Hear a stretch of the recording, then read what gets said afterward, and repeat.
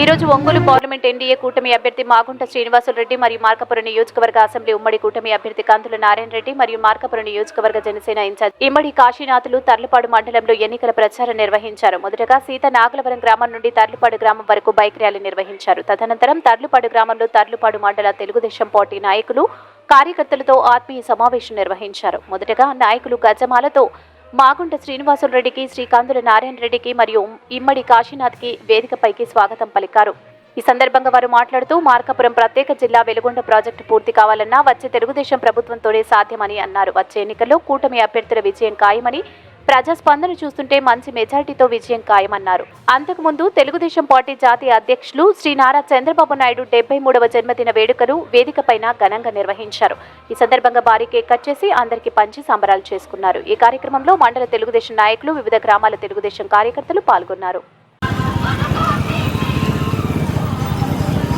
సభ్యులు ఇబ్బంది పెట్టారు. మీ అందరికీ సినిమా మొదలవబోతుంది.